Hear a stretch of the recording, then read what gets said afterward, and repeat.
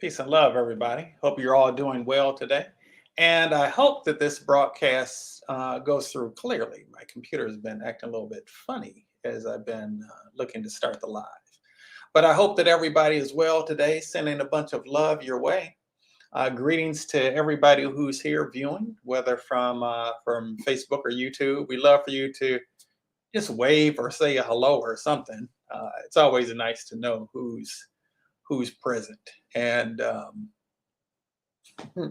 I appreciate knowing whoever's here. We're not going to put you on blast or anything, but if you just say hello, we certainly do appreciate that. I'm Royce Fletcher Thomason, and we're here every Sunday at 1 o'clock Eastern, at least for the time being. We'll potentially switch some things up a little bit. And we're here offering some encouragement. Jennifer, what's up, Jennifer? Good to have you in the space today. And we come offering healing, offering hope. The reality is that, in the context of living life as a human being on planet Earth, there are certain things that we encounter and that we experience that impacts us, and it ends up entering the deeply subconscious aspects of our existence, really, quite frankly. And it ends up manifesting as stress in our lives. It ends up manifesting as, not only challenges as far as our spiritual health, our mental, emotional health is concerned, but also our physical health as well. In fact, I maintain that all physical health situations, conditions can be tied to something else that's going on in the non-physical realm. Something that may be going on emotionally, or something that's actually stored within this high-powered computer that's called your body.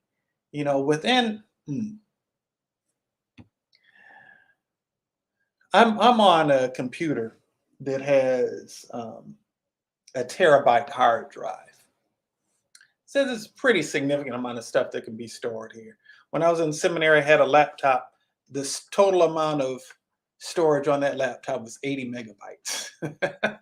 I might be dating myself a little bit. I don't care if anybody knows how old I am. I'm 51. But this computer that I'm on has a terabyte. Curly Conscious King, greetings to you, brother. Good to see you in the space. Peace, abundant love, abundant light, abundant blessings your direction as well. But a terabyte is a significant amount of energy. Amount of storage. You can store a whole lot with a terabyte. That's what I have on this hard drive on this computer. When these bodies of ours were crafted by the mind of God, that the scope of which is too profound to be able to even begin to conceptualize.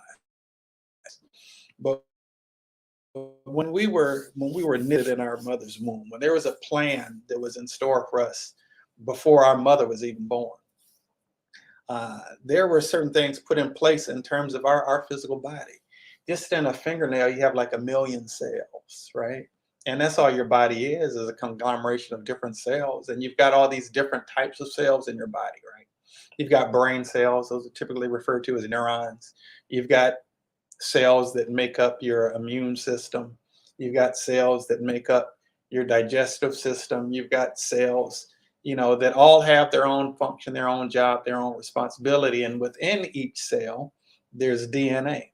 If you were to take the DNA within the nucleus of just one cell and stretch it out, it would be 6 feet long. And in that DNA, there's stored memory. There is enough memory in the DNA within one cell. I told you how many, this whole computer has a terabyte of memory. There's 700 terabytes worth of information that can be stored in the DNA in one single cell. And you've got billions upon trillions of cells in your body. And so all of the things that you've experienced throughout the course of your lifetime, all the things that have been experienced in your ancestors before you have been passed down there within your cellular memory. Housed within your body temple is the memories of thoughts, feelings, experiences that not only you have, but that those who came before you have had as well. And sometimes the things that we experience in life, things that we're um, faced with and challenged with, sometimes those are things that are unresolved issues from our own past, things from our childhood, things that happened even yet when we were yet in vitro, things that took place at different points in our life that we might not have any conscious awareness of, but that are still nonetheless stored within the cells of your body. Where those unresolved issues are stored in your body is where you end up having issues in your body. So if you have issues with your kidneys, if you have issues, with your breast, if you have issues with your ankle, those things are based on where certain unresolved issues are stored within your body. There's a memory of that hanging on in your body that needs to be reconciled, that needs to be resolved. And when that's resolved, then that issue ends up going away. But it's not just your memories, like I said.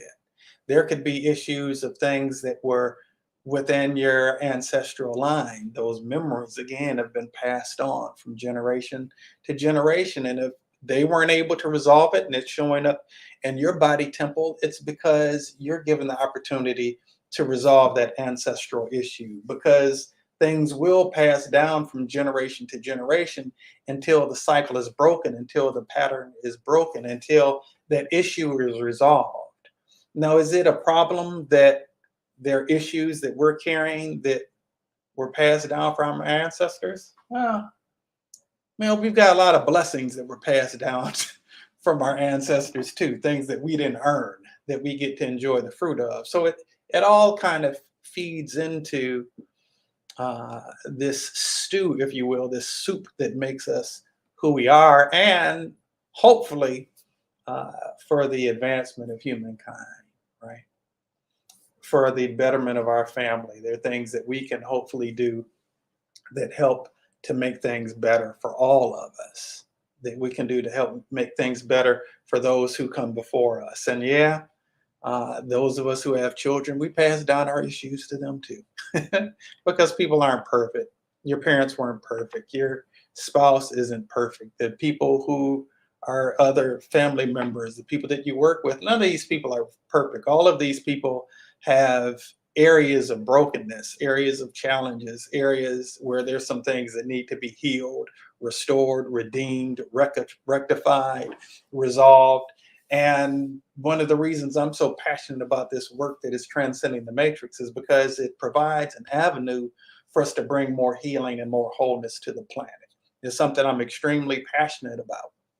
And I really do believe that the more wholeness there is that's out there, the more wholeness that's out there, the less brokenness we're helping to create, right? The more broken a person is, the more brokenness they're going to stimulate in other people. Conversely, the more whole a person is, the more healing they're going to be able to bring about within the lives of those people that they come in contact with. So, Jennifer Bliss, Curly Conscious King, those of you who are engaged along with me in this work that is this Transcending the Matrix, I honor you. And I appreciate the work that you're doing in terms of um, in partnership to help bring new levels of love and light to planet Earth, to help resolve the things that you're working on within your own life and potentially people that you come in contact with. We've all taken an oath to do work to strengthen our own healing abilities, to offer greater assistance to those in need. And so uh, I'm about that life. And I'm glad for you two who've commented that you're about that too. And so I honor you. I honor the light within each of you. I honor the love that is in each of you, and I thank you for being here on the planet as people who are endeavoring to walk in truly in the spirit of love and light, the elevation of consciousness on the planet. And and working through your own processes as you're seeking to navigate this thing called life. For those of us who consider ourselves to be light bearers or light workers, people who are endeavoring to flow in the spirit of love and light. Living on planet Earth can be kind of complicated. I mean, it can be complicated anyway, but I mean, depending on where your consciousness is, if your consciousness is resonating at the baseline of where most people are, it feels natural to you. If you're operating somewhere else, you know, it just has an extra level of heaviness to it. And again, that's why I believe it's important for us to be able um, to be infused with as much light as possible. And when I say that light, I mean it in both contexts of the term. Light in terms of that which makes the darkness disappears, and light in terms of the opposite of heaviness. So my name, for instance, is Royce Fletcher Thomason. Royce means a son of the king. Okay, Thomason, the name Thomason comes is a derivative of Thomas's son. In the scriptures, in the biblical scriptures, Thomas was the disciple who needed proof through verifiable means that Christ was risen from the dead. He needed to see the holes in his hand, and so you may have heard the term doubting Thomas. And I kind of put that together in terms of uh, who I am, what my purpose on the planet is, and that's that I'm a son of the King, a child of the Most High, and my endeavor is to uh, help bring into the awareness of humankind on planet Earth the sole sovereignty of the heavens, the uh, the grace and peace and the power of the Supreme One, which a lot of us just kind of generically call God, but that can't define the essence of the utter brilliance and magnificence of that which created all existence from scratch, right? And so I believe that I'm here to not only do that, but to prove that to myself through verifiable means. And the key really is in what my middle name is, which is Fletcher, which means feather. Okay. Now I happen to have been born 8:25 in the evening on September 23rd in 1971. My mother was in labor with me for 21 hours. If I had been born at 11 in the morning, I would have been born a Virgo. But because I was born when I was on the 23rd of September 1971, I was born as a Libra, right on the very cusp. Um, and so the symbol of the sign of Libra is the scales, right? And I have on a wall in my room an image that's referred to as the Day of Reckoning or Judgment. Was carved on caves in ancient Egypt like 2,500 years ago.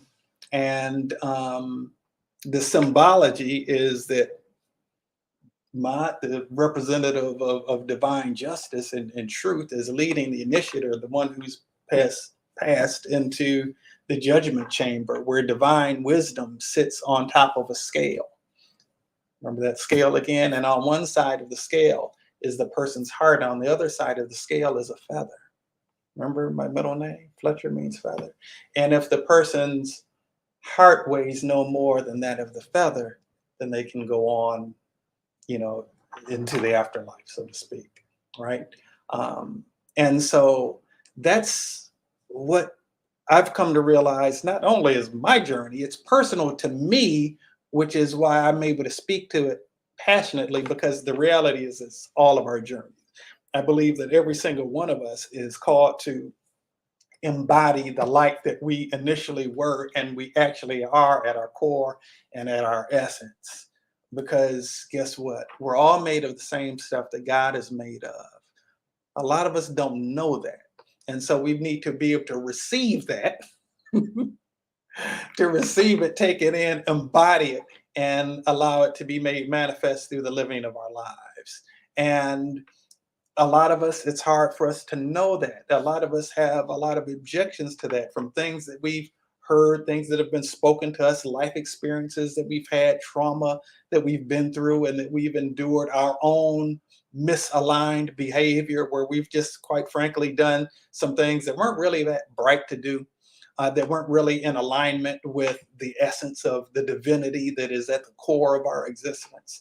Things that we've operated in darkness, where we've operated out of our ego, that part of us that tries to edge God out, aspects of us that is resistant to the light, aspects of us that we really do know what would be the right thing to do in a situation, and we do something different instead.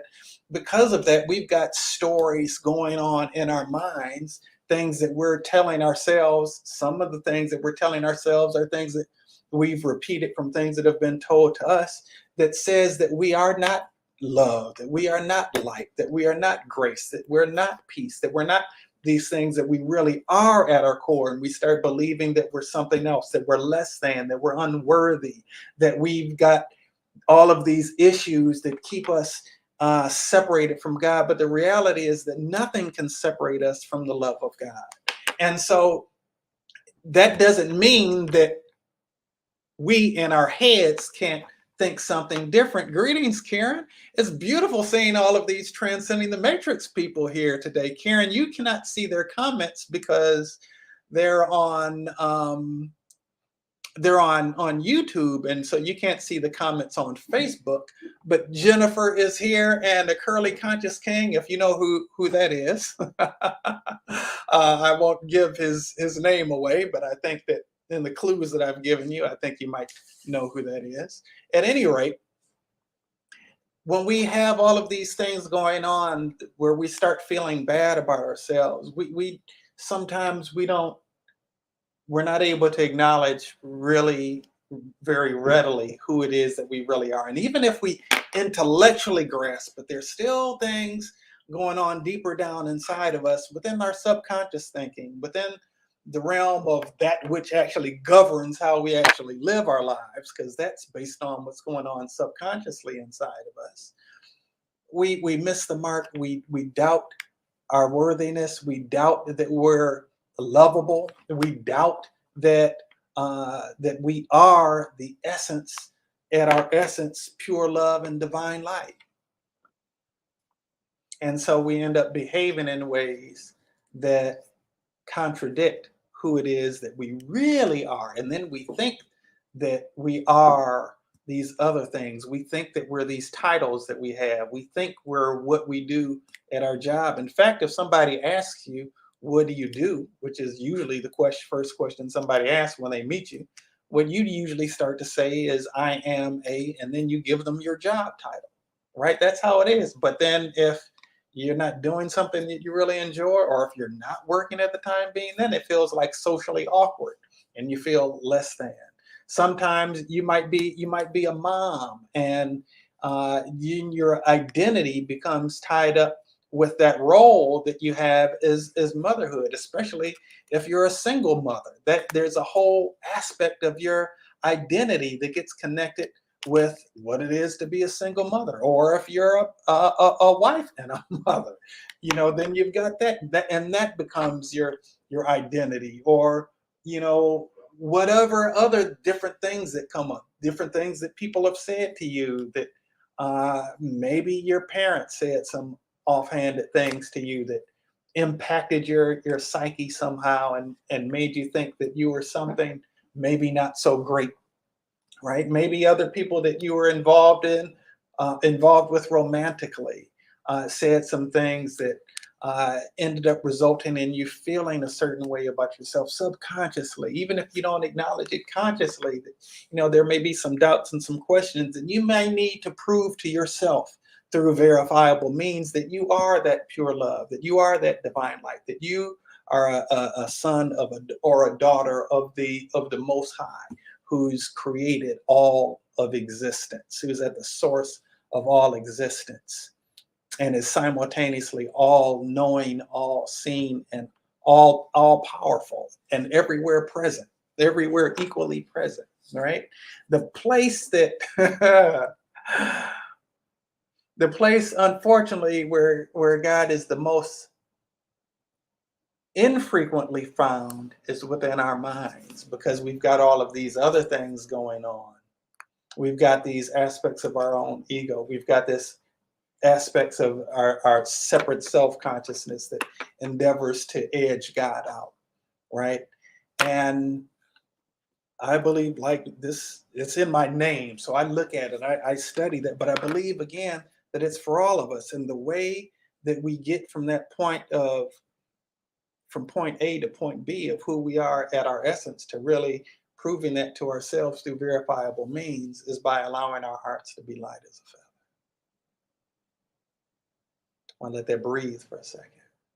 How do you allow your heart to be light as a feather? When you hear negativity spoken to you or about you, directed towards you, how do you allow your heart to be light in that?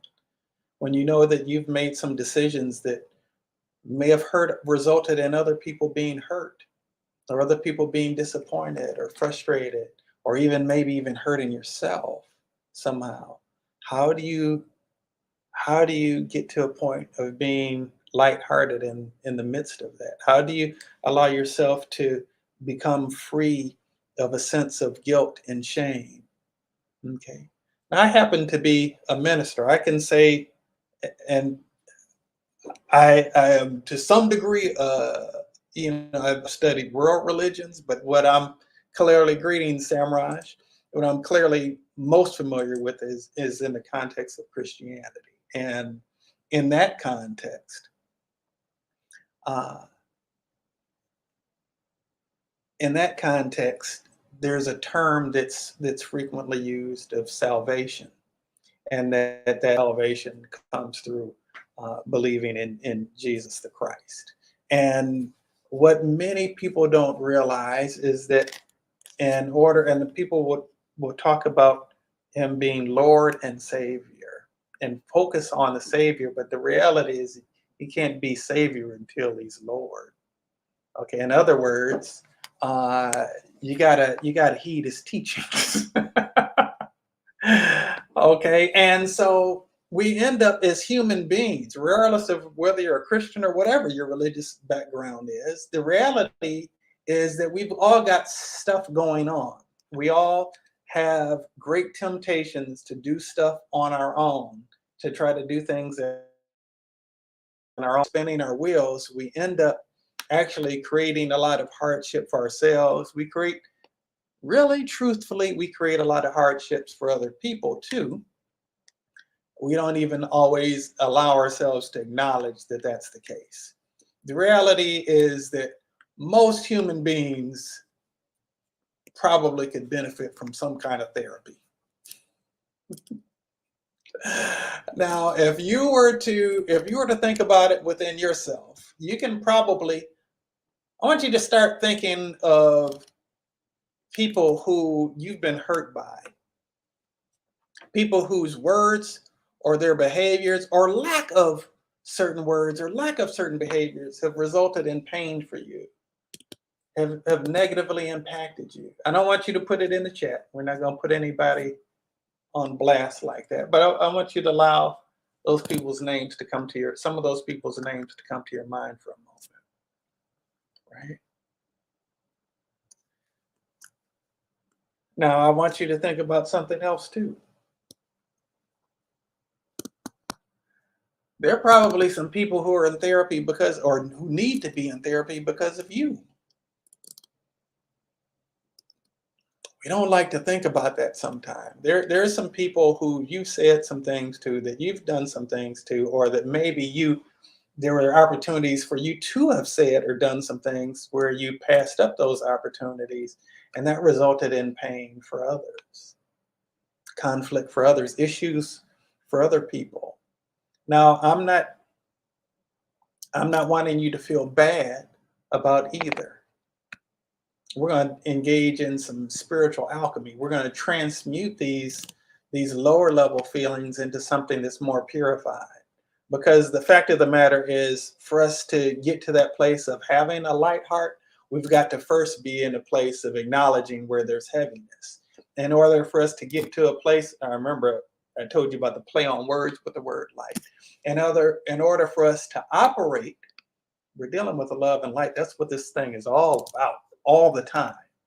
Um, in terms of the love, we're dealing with that heart space. In terms of the light, we're dealing with bringing the light in to those areas where there's darkness. All right. And so we want you to have a light heart, and we want you to be illumined. We want you to glow. We want your brilliance to show, and not to feel ashamed of letting your light shine. Sometimes people don't know what to do with your light because they're not in touch with the light that's within them. That doesn't mean that you should refrain from shining. Sometimes you need to shine to give them permission to do the same. And that doesn't mean that they're not going to have issues. Sometimes people will have issues. Sometimes they'll take those issues out on you, but you still have to let your light shine, because otherwise you're not being true to who it is that you really are. All right. I don't know who that's speaking to. Sometimes it's speaking to me. Not everything that I say is stuff that I've already completely mastered myself. Some of this stuff is stuff that I'm working through, that I'm continually working through as well. All right. And so with what we talked about earlier, in terms of thinking about those people who have brought some pain into your life, who brought some frustration into your life, who their way of interacting with you or dealing with you on some level has made your life difficult or brought some difficulty into your life. With that said, what I want to encourage you to do is I want you to get present to a certain way that somebody is. See, I want to be careful with my words. I don't want to say that somebody made you feel, but that you felt a certain way based on somebody else's behavior or somebody else's words. I want you to get present to that for a moment. Get present to whatever comes up for you. I want you to take notice to where it is that you feel it in your body. Whether it's sadness or anger or guilt or shame. I want you to get present to where you feel that in your body. All right. Now, here's the thing, folks. We don't wrestle against flesh and blood, but against powers and principalities and forces of darkness in high places. It's not the people that we have issues with. It's the evil that exists within people that we have issues with. And that same evil that can show up in and through somebody else can show up in and through you too. And so the battle is that the enemy is never another person. And I'm not just saying some highfalutin stuff like somebody who's never been hurt as a result of other people's actions and behaviors. I most certainly have. I most certainly believe that. You can take that to the bank. But the reality is that there was maybe just some darkness that was operating in them. There was some brokenness that was flowing in them in a moment, maybe in a whole lot of different moments. But the person wasn't the issue. It's the issue within the person that's the issue. Okay. And now some of their issues have impacted you and it caused you to feel a certain way. Greetings to you, Danny. Much love to you today. Hope that you're doing well. And so what I like for us all to do is to being present to whatever low vibrational feeling that somebody's behavior or lack thereof or their words have negatively impacted you, being present to where you're feeling that in your body, being present to the feeling that it stimulates within your body. I want you to invite the light of God's love into the place where you're feeling that, to the place where that's stored, right? I drew the analogy of like this computer that I have, and it has storage. There's memory that's on here. These programs are stored on here. There's music that's stored on here. There's these documents that are stored on here. And there's stuff that's stored inside your body, inside your cellular structure, within your DNA. And I have this button. I have this button on my computer that says delete. I can delete programs. I can throw them in the trash can. Calculator has the same kind of feature. On Calculator, it's the clear button. Okay, and so how we clear this is by bringing in the light of God's love into that space, into the space where whatever these issues are, or wherever these issues have bringing the light of God's love into that space. Welcome the light of God's love into the space where you felt that pain or that hurt or that frustration or shame or whatever feeling you felt. Welcome it into that space in your body. Welcome it into that space in your thoughts. I maintain that all sickness is the result of a darkness. And when we bring in the light of God's love into this space where that darkness is, the darkness automatically disappears. And as a result, healing is made manifest. Okay. All right. How are you all feeling out there? I just want to check in with you. How are you all feeling with kind of welcoming in the light of God's love into the space where you felt this pain or wherever you felt whatever it is that you felt? I hope that you did allow yourself to feel it so that you can truly bring the light of God's love into the space that whatever stuff was there before was.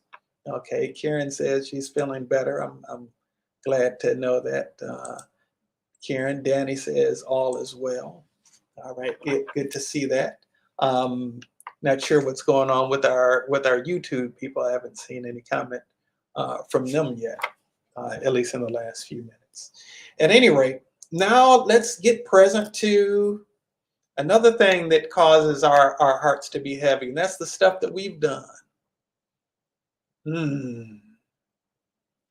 We feel so it creates a sense of cognitive dissonance within us when we've behaved in a way that has brought pain to ourselves or pain to other people. A lot of times we don't even want to own it because that feels so painful to even acknowledge that we have been a source of pain and a source of problems, whether in our own life or somebody else's life. And it becomes easy for us to play the blame game. A thing that we have particularly significant amount of guilt around, deeply subconscious a lot of times, is when we've done things to people who we didn't even feel like deserved it. And so we'll rationalize all the reasons that we did something. I'm just telling the truth. I'm not endeavoring to step on any toes. I'm not endeavoring to make anybody feel bad. What I'm endeavoring to do is bring healing to the place where you already feel bad, whether you're allowing yourself to be present to that or not, where there's maybe some guilt, some shame, some darkness or something existing within you that's standing in the way of you being the fullness of who you were created to be as a being of pure love and divine light, manifested in a human body. Okay. And so I want you to get present, maybe with the same people that you were thinking about earlier that brought you pain, maybe with somebody else, and maybe with yourself. I want you to get present to that. And that's going to really require you to be willing to stand naked before the mirror of truth. Not everybody feels naked, feels comfortable standing naked in front of a mirror, just looking at their own naked body, let alone looking at their naked selves, their naked inner selves, and owning up to there's some things that I've done that weren't too cool. It's difficult to do. I've done that before. It didn't feel good at all. It didn't feel good at all. And I'm somebody who's always looking to be a light in people's lives. But I had to look at some areas where I actually caused some people pain, completely unintentionally, but nonetheless. I want you to get present to it, because there are some areas where all of us are unawake. There are some areas that can be in our blind spot, some things that we might not even want to look at, that we might kind of deep down in the back of our heads know is true, but we don't necessarily feel comfortable really getting into it, acknowledging it. And so I want to encourage you to display the intestinal fortitude, the courage to look at your stuff, your own stuff. Here's the thing, folks. Sometimes we put stuff on other people that isn't even their stuff. It's our stuff that we're projecting on somebody else. I'm not saying that that's the case 100% of the time. I'm not saying that other people don't have issues. But what I will emphatically say is there are a lot of times where we're projecting our stuff on somebody else and we don't even recognize it. I can't tell you how many times I've had to really acknowledge how judgmental I was being in a situation about somebody. And it happens with me regularly. And most people would not consider me to be a judgmental person, according to the standards of human beings living on earth. Most people would not consider me to be judgmental. And yet and still, I'm regularly checked in the spirit ways that I was judging somebody. Okay. And when I recognize it, I endeavor to correct it. And I encourage you to do the same, because you're not going to be the fullness of you've been called to be if you're doing that. Okay. Now, I want you to allow yourself to get present to the feeling of guilt or shame regarding your own behavior. Allow yourself to feel the frustration with yourself.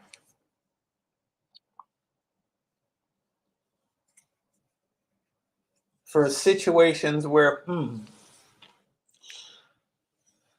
we tell the truth about it? I want you to think about some relationship situations, maybe with a family member, maybe with a lover, past or present.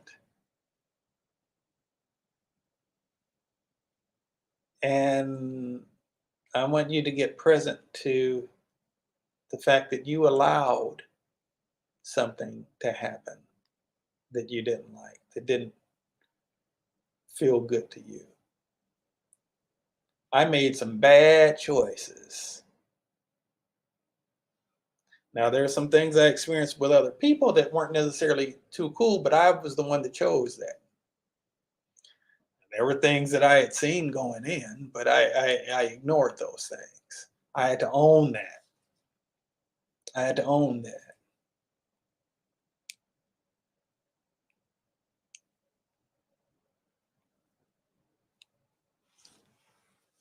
Things that you may have even said, you know, at earlier points in your life that just weren't really necessary to have said.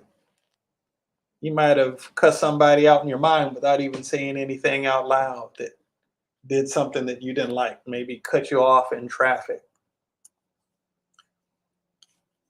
maybe was rude at the checkout counter, right? And you may have no idea what might have been going on in their life at the time. You may have no idea what things have been brought to my attention like that in my own life experience on a number of occasions. And I had to correct that within me. I had to correct my perspective of the situation. Really, God corrected me. I just had to line up with it. Now, whatever those feelings that are coming up regarding the decisions that you made, and I really do hope that you address this exercise with integrity. I really do hope that you addressed this exercise with integrity and really did give it your best. Now I want you to being present to whatever those negative feelings are, those low vibrational experiences within your beingness regarding your own behavior, or maybe things that you could have done that you opted not to do. It would have been beneficial to yourself, maybe even to somebody else. Allow yourself to get present to whatever the uncomfortable feeling is. And then just welcome the light of God's love into that space. Just dawned on me, I'm playing with this pen on my desk. I've got the mic on my desk. I decided to stop clipping it to my clothing because there would be issues with it falling inside my shirt and stuff, or it just looked weird. And one day I forgot to actually put it on. It was sitting on the desk and I forgot to put it on, and it turned out to be okay with sound. I was just playing with this pen on the desk right in front of the mic. So I apologize if it made a lot of disruptive noises in your ears. My apologies for that. Okay. So hopefully you've allowed the light of God's love to come and to enter into some of the spaces where you were holding on to some things and that you may not have allowed to come to the surface. I hope you actually allowed it to come to the surface so you could welcome the light of God's love into those places so that something can be done about it, right?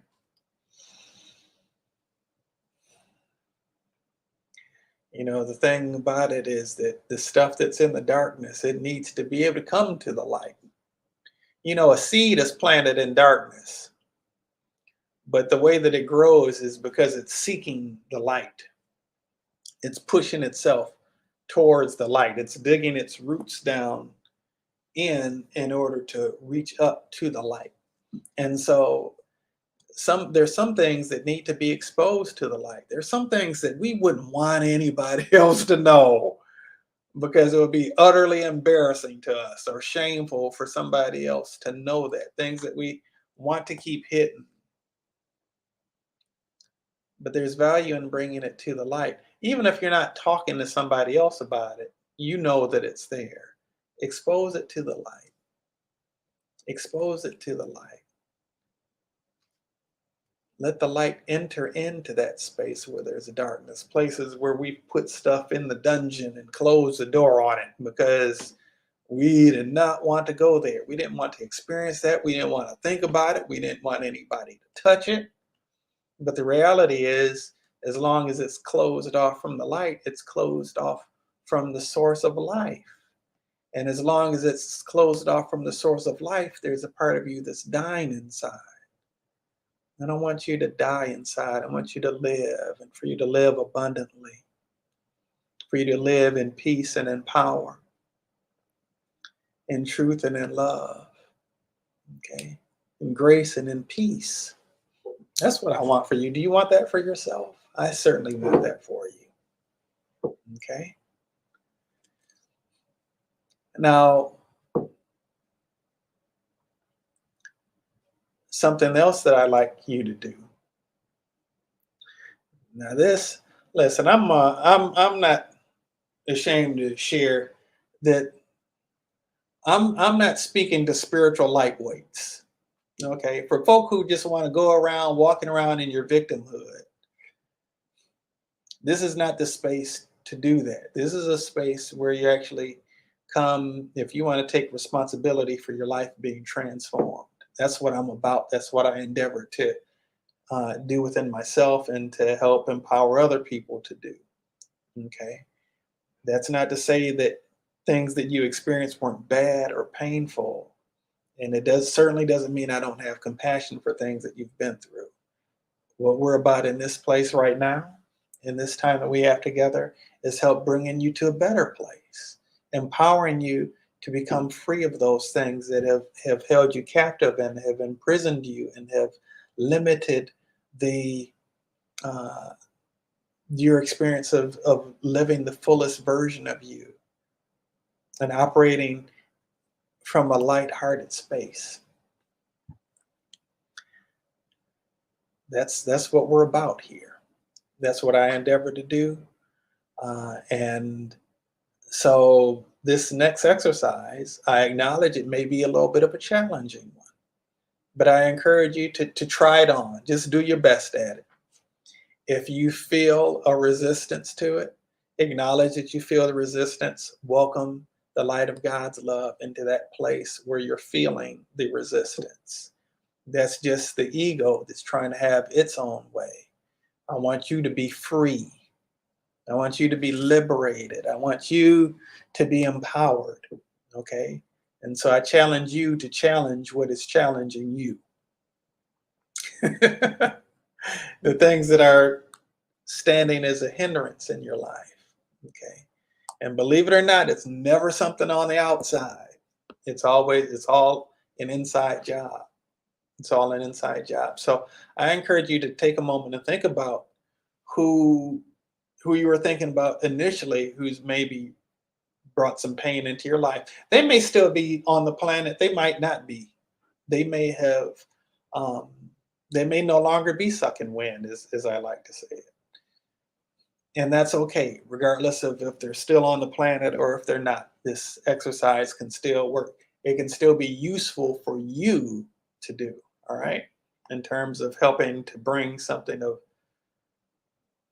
meaning and value into your life. And again, that's what I want for you. And so now I encourage you to think of that person or those people. And I want to encourage you to see the light of God's love flowing into the space where there was brokenness in them that caused them to behave in the way that they did towards you.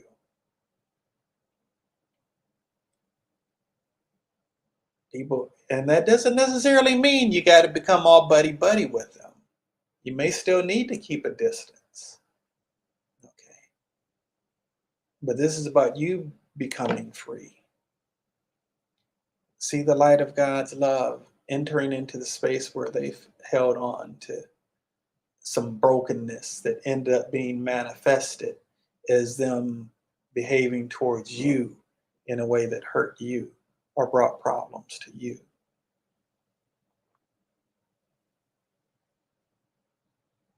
See their light shining brighter. See their heart getting lighter.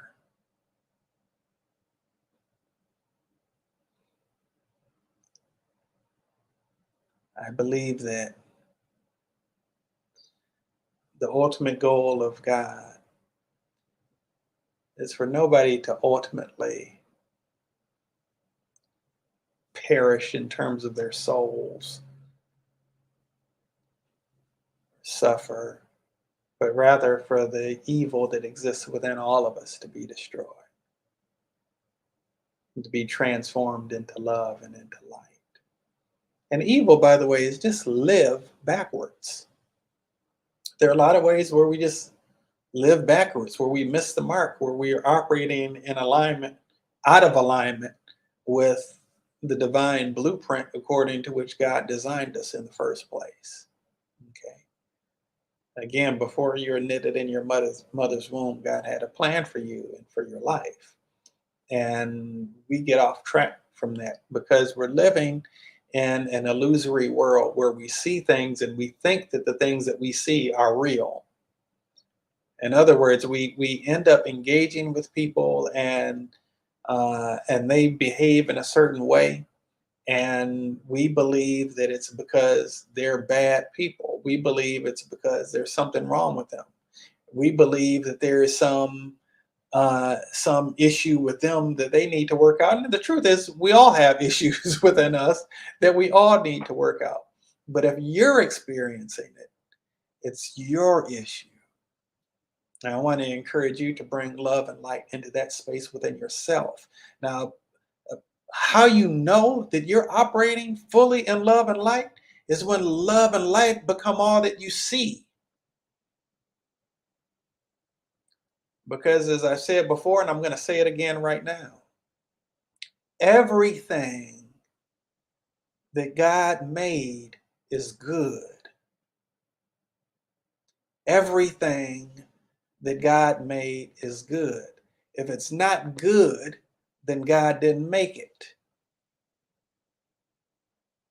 Everything that God made is good, and if it's not good, God didn't make it. Here's the thing. If God didn't make it, then it isn't real. I said earlier, we live in an illusory world where we're seeing things and we're taking them as real that aren't actually real. That doesn't mean we don't experience it as real. We see darkness, we see all of these issues, but the reality is that the only thing on this planet that is real is love. And anything else is just something that's rooted in false evidence that is appearing to be real. All right. And so the more we see through our eyes being singular, in other words, our perception being whole, us seeing in an unfettered way what is actually real and true, is if all that we're seeing is love and light. Now, I get that that can be a challenge, but I believe that you're fit for the challenge. I believe that you're fit for the challenge. And I want to speak into you right now of growing in your ability to see beyond people's issues and see the light and the love that is at their core. Because I believe that, I'm not saying this like it's easy, but I believe that at the core of everybody, there's not a human being on the earth that God didn't create somehow. Okay? Now, there are people who do a lot of evil things. There's certainly that, right? And people are doing that because they're unconscious.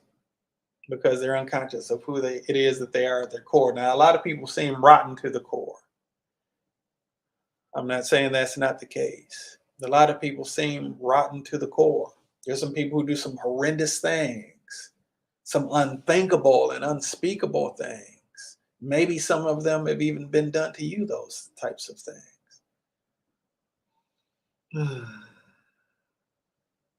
But the more, and I'm not saying it like it's easy. I'm not saying that you're bad if you're not able to do this.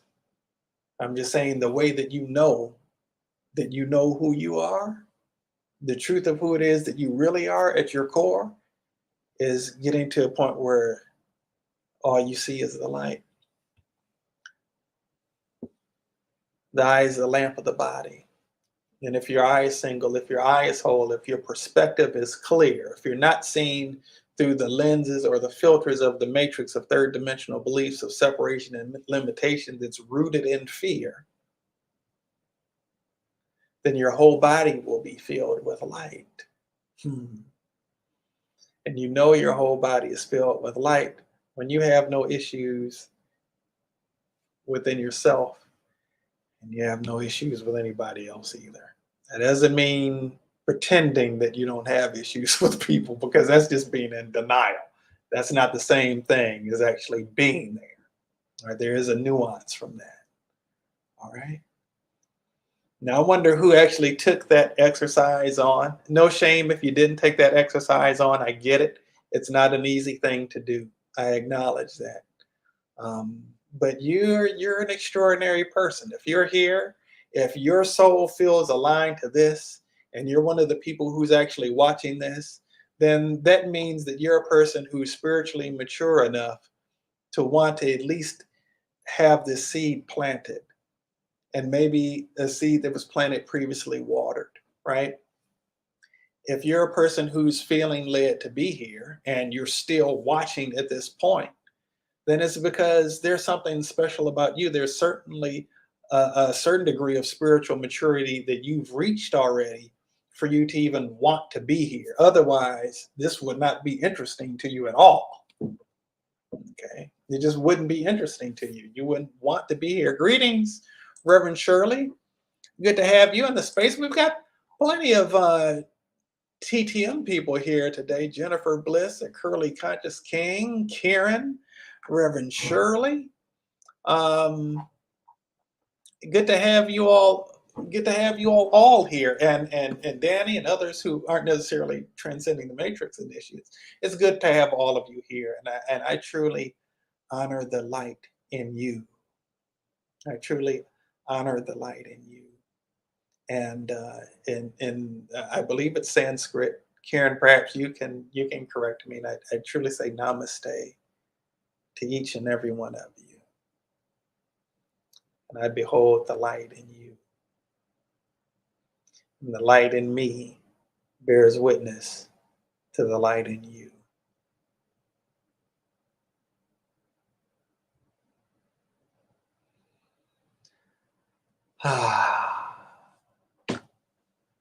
Thank you, Karen.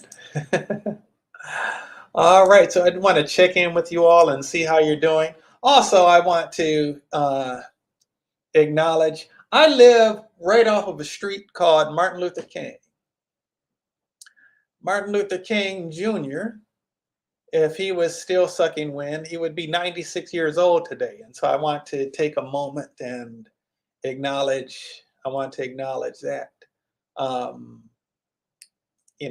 as someone who endeavored to, in the midst of darkness, to endeavor to see light, in the midst of injustice, endeavor to see some greater possibilities, in the midst of the illusions, endeavor to see a greater truth. Somebody who recognized that we're really all in this together.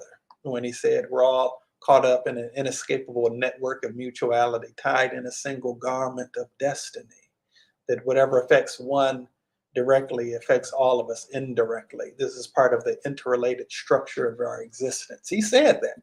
He said that. And this is what I said that I'm endeavoring to be about in terms of helping to spread the love and the light on the planet, because we really are all connected. The more healed and whole we are, the more we can do to help bring more love and light to the planet, which means there are going to be fewer people who are doing janky stuff that ends up affecting you in a negative way, or in fact affecting your loved ones in a negative way. You want to see an awesome human being? Be one. See that person in the mirror, and you'll know how awesome you are by the way that other people's lives are impacted by you, right? You'll know how awesome you are by the way that other people's lives are impacted by you. And so, again, this it's my call. It's in my name. I believe that was part of God's divine. I'm certain it was part of God's divine plan for me before I came to this earth. And this is the message that I endeavor to share for all who are open and receptive to hearing it. And I realize it's not something that's going to necessarily resonate with everybody, but it does resonate with some. And so that's why I'm here sharing each week for it to be available to those for whom it does resonate. Now, if there's anybody who's interested in kind of joining in this work, it's something I feel very passionate about. Um, this work we call Transcending the Matrix. Uh, this is a special year for me. I was born on the 23rd and started teaching Transcending the Matrix 20 years ago. So this is a kind of an awesome year for me. Next Sunday, I get an opportunity to speak at Transforming Love Community. The theme there for the month of January is Transcending the Matrix. So I get to talk about that. The theme is what the technique that I am blessed to be able to teach is, and I'm looking forward to doing that at 10 o'clock Eastern next Sunday. We'll still be doing the live broadcast here at 1 o'clock as well. But if you're interested in the training or anything of that nature, reach out to me at Royce Fletcher Thomason on Facebook or Instagram. You can also reach out, and some of you are watching from YouTube. You can find us on YouTube at Matrix Healing. It's all one word, Matrix Healing. And so if you feel like this will be a blessing to somebody that you know or somebody that you care about, share it with them. Send them a text with a link. Because again, I just want to be able to reach people. It isn't about, for me, it's not about getting a bunch of likes and stuff like that. Um, I love and approve of what it is I do, and I feel like God does too. So, but what I definitely do want is to be able to reach as many people as possible. And for some reason, people feel like I have a voice that kind of soothes people and helps them to relax. Pass it on to somebody to be able to play when they're going to bed or something. Somebody that might just be having some stress or some chaos in their life.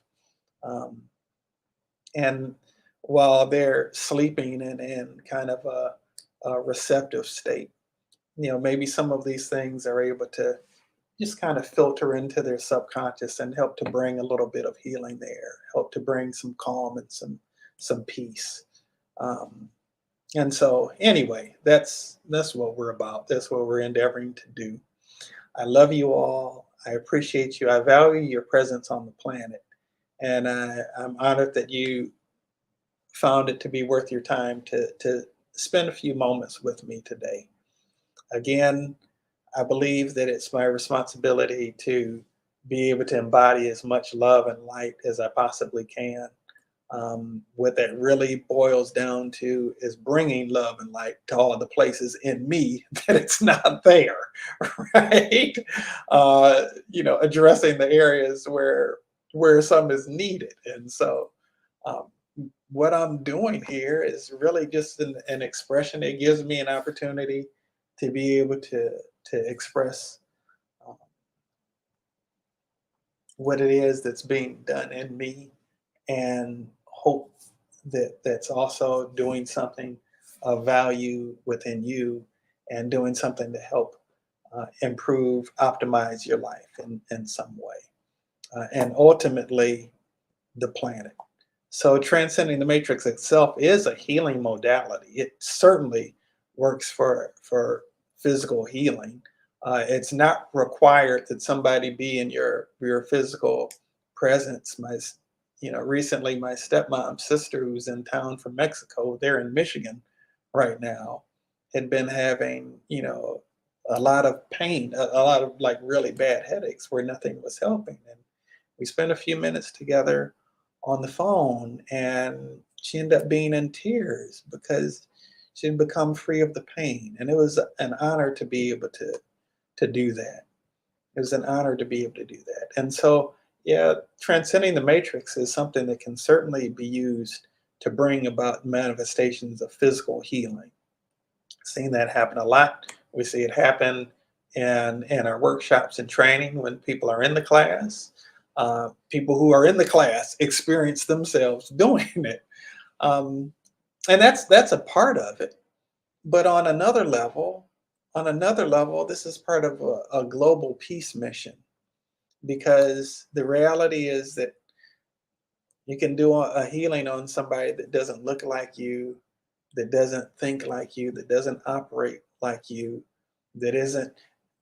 And by the way, her sister doesn't speak English, she speaks Spanish. My Spanish, no es bueno. My Spanish isn't very good. um,